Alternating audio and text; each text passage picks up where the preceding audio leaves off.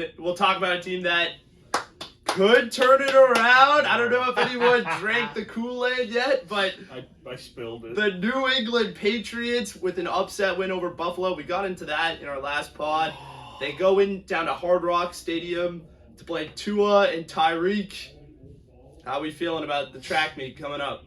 They're gonna get crushed. Yeah. I mean, Crushed. I hate that the Bills lost in that game. I hate that the Pats won that game because, like I said in the last one, New England for the most part was pretty united on just this season being a bust, shoot for a low draft pick, and now it's probably 60-40. I'd say 40% are like, okay, well maybe we can make something happen now. I think they're just gonna go and prove that that was a flop, that was a bust last week. So I think they're gonna lose. I mean, Buffalo came in with the lazy attitude of this team is junk. We're easily gonna win, and New England came in with the attitude like, all right, well we might as well just play our best, and if we lose, we lose. It was expected, but if we win, hey, we won. I don't know if anybody watched the broadcast or was even paying attention to it, but they were talking about how Max said that, a lot of teams that came into Alabama that people were expecting to, get romped on by Alabama ended up coming out and winning the game.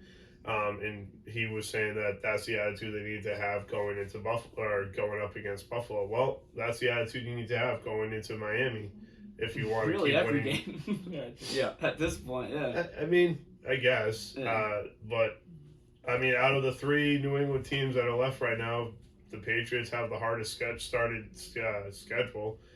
Hardest schedule overall, anyway. But, yeah, I mean, you need to go into Miami with the attitude of, okay, everybody's expecting you to get absolutely killed, absolutely smoked. I was wrong in saying that Buffalo was going to absolutely stampede over them. I'm not going to say that Miami's going to stampede over them, but if they do, it wouldn't be unexpected. But, I mean, if they play anything like they did last week against Buffalo, I think they have a chance of beating Miami. I opened up Twitter on Monday morning, and the first article I see is somebody retweeted it, and they go, Mac Jones' virtuoso performance should be commended. Damn. And I think to myself, That's a little much. this man has one good drive, essentially. I know he went 25 of 30, but had 4.2 yards for an average throw, which was second lowest to the Chicago Bears' Tyson Bagent, who is an undrafted D2 prospect. They said his average time to throw was the lowest in the league, so he's hitting a lot of first reads. Every time that I saw him get a blitz, he's just looking at the blitz, not looking at open receivers. He missed Kendrick Bourne on a wide open play. I mean, I'm just seeing the same things, just Buffalo not playing good. I'm seeing the same things every week. That was not a good Mac Jones performance. That last drive was one of the more overrated game-winning drives I've ever seen. He throws a swing pass to Ramondre Stevenson. That was not Mac Jones whatsoever. It was 3 broken tackles and 3 just lazy attempts to tackle him, and he gets 40 yards. Then, I mean, the next play, or 2 plays after, it's third down. I'm expecting Buffalo to blitz the hell out of him, and they just play soft, and they still let Hunter Henry get open for 12 yards on a 3rd and 8.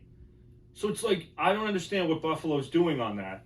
But anyways, the officiating at the end was a little shaky as well. On both teams, there were calls where I was like, why was that a call? Why are you calling that? But it's just, I don't know. I don't feel like the Patriots won that game. I feel like Buffalo blew it because the Patriots blew it in the 7 minutes prior to that last drive. They had a 12-point lead, and they blew it. And everybody just forgets about that just because Mac Jones had one good drive. I mean, Kendrick Bourne and Ramondre Stevenson were the two best players for the Patriots on the offensive side.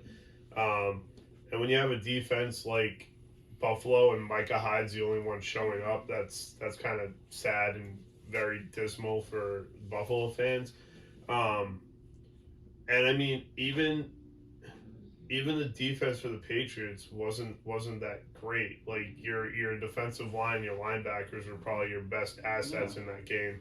So I mean, like I said, Buffalo came in with the lazy mindset that they were going to come away with an easy win. They haven't really had a great performance their last 3 games now. They got lucky against the Giants. They couldn't beat the Jaguars, and now they lost to the Patriots as well. So I don't know what's going on with them. They need to figure it out. I'm not rooting for them by any means. I wouldn't root for any other AFC East team, but they need to figure it out because they are the new market team of the NFL right now, or at least one of them anyway.